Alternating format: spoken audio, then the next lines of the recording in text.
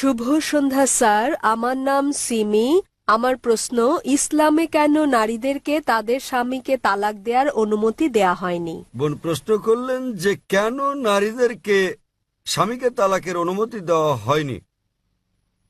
তালাক প্রসঙ্গে বলতে গেলে বোন, বিস্তৃতভাবে আপনি তালাককে 5 ক্যাটাগরিতে ভাগ করতে পারেন। একটা হচ্ছে স্বামী এবং স্ত্রীর পারস্পরিক সম্মতিতে, এটা প্রথম ক্যাটাগরি। দ্বিতীয় ক্যাটাগরি স্বামীর ইচ্ছায় একতরফাভাবে। তৃতীয় ক্যাটাগরি যদি নিকাহনামায় উল্লেখ করা হয়ে থাকে, একজন নারী যখন একজন পুরুষকে বিয়ে করেন তখন যদি তিনি চুক্তির মধ্যে এটা উল্লেখ করেন। কোরআনে কর্তৃত্ব পুরুষকে কেন দেওয়া হয়েছে এ ব্যাপারে আমি পরে আলোচনা করব।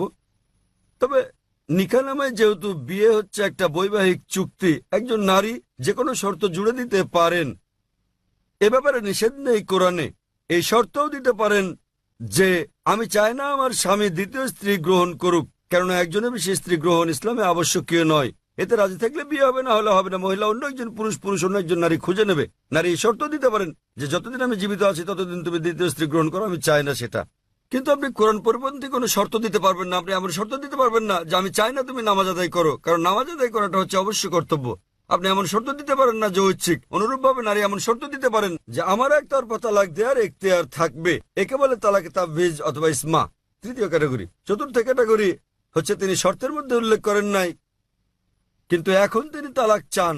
এক্ষেত্রে তিনি স্বামীকে তালাকের জন্য অনুরোধ করতে পারেন, আমি তোমার সঙ্গে থাকতে চাই না। স্বামীর কাছে তালাকের অনুরোধ জানালে একে বলে খুলা। এবং পঞ্চম ক্যাটাগরি, যদি স্বামী রাজি না হয়, স্বামী তার সঙ্গে দুর্ব্যবহার করে, সেক্ষেত্রে তিনি কাজীর কাছে যেতে পারেন, বিচারকের কাছে যেতে পারেন এবং তিনি নিকাহে ফাস্ক বা বিবাহ বাতিল করতে পারেন। স্বামী খারাপ ব্যবহার করলে, স্ত্রীর অধিকার না দিলে তিনি বিচারকের কাছে যেতে পারবেন, বিবাহ বাতিল করতে পারবেন। তাহলে একজন মহিলাও তালাক দিতে পারেন। তবে স্বাভাবিক পরিস্থিতিতে পুরুষদেরই এই ক্ষমতা দেওয়া হয়েছে। কেন? কারণ বিয়ের সময় যে ব্যক্তি ক্ষতিগ্রস্ত হয় তিনি পুরুষ, নারী নন। নারী লাভবান। যদি আপনি আমার কথা শুনে থাকেন, গত শনিবারে ইসলামে নারীর অধিকার, অধীনতা না সুরক্ষা এই ব্যাপারে আমি সেখানে বলেছি যে বিয়ের সময় নারীদের প্রাপ্তিযোগ ঘটে। কোরআনে বলা হয়েছে সূরা নিসা অধ্যায় 4 আয়াত নম্বর 4 যে নারীদেরকে দিয়ে দাও বিবাহের সময় বৈবাহিক পুরস্কার, মোহর।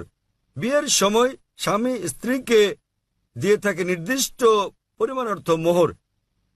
মোহর যে কোনো পরিমাণ হতে পারে। তাহলে ভাবুন, নারীর বিয়ের আগে এটা পুরুষের কর্তব্য, অর্থাৎ পিতা এবং ভাইয়ের কর্তব্য। বিয়ের পর এই দায়িত্ব তার স্বামীর, আর ছেলের তার অন্ন, বস্ত্র, বাসস্থান সহ সব আর্থিক বিষয়গুলো দেখা। যদি তালাক হয়ে যায় তাহলে তার দেখাশোনার দায়িত্ব হচ্ছে পিতামাতার। পিতামাতা না থাকলে সমাজের দায়িত্ব তার দেখাশোনা করা। সমাজ না করলে ইসলামী রাষ্ট্রের দায়িত্ব তার দেখভাল করা। তাই সে আর্থিক দিক থেকে নিরাপদ। যদি তালাক হয়ে যায়, পুরুষ তালাক দেয়, তো তার মোহর লস। কিন্তু নারীর প্রাপ্তিযোগ আছে।